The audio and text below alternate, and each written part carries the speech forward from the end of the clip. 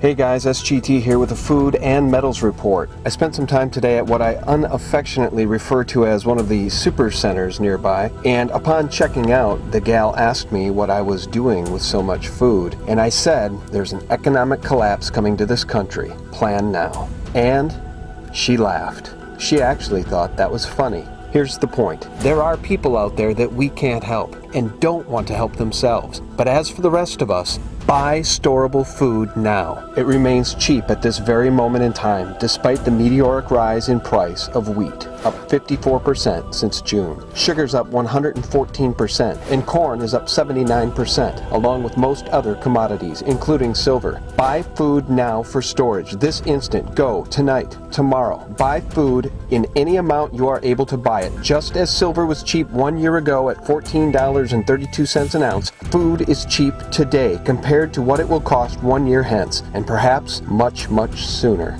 Well, the consensus is in the Fed policy, what they codedly refer to as quantitative easing, is plain and simply money printing, and governments around the world are condemning this Fed policy and calling it insane. Li Deshui from the Economic Commission in Beijing, China, stated that a string of Asian states share China's deep bitterness over dollar debasement. Toby Nangle from Baring Asset Management in London said, quote, "In our view, this is one of the greatest policy mistakes in the Fed's history." Now, those of us in the know would correct Toby and explain to him that this is by no means a mistake. This is all being done by design. The Fed intends to destroy the dollar, and now there's no turning back. I would remind folks that Alex McKenzie said at the Silver Summit when he spoke about hyperinflation in the Weimar Republic, quote, "For every $1 trillion added to the money supply, that is the equivalent of adding $4,000 to the price of 1 ounce of gold."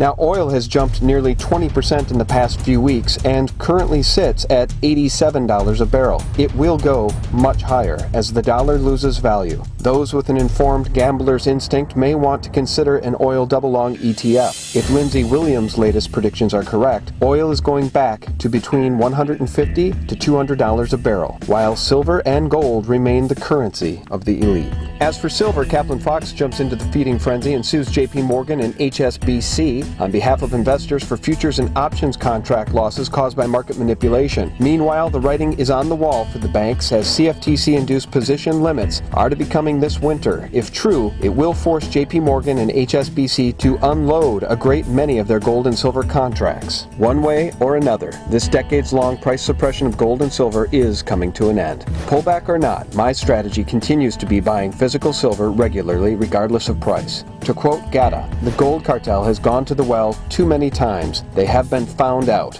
The lawsuits against them say it all." Now, Eric Sprott's new physical silver fund, PSLV, has its physical metal.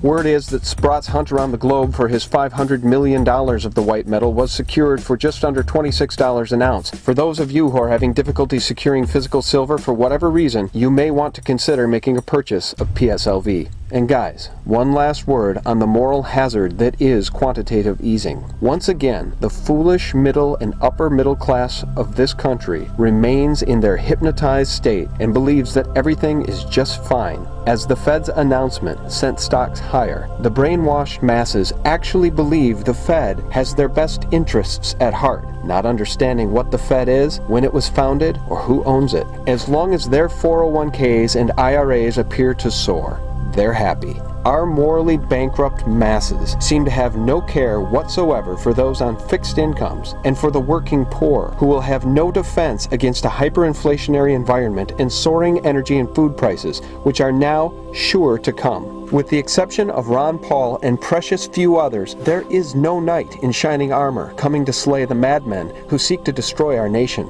And while they march in the streets of France, a country in which the government is afraid of its people, the idiot masses in the United States of America celebrate another change of the guard in Washington in a faux battle which amounts to nothing but a whimper in the night as the Republic falls.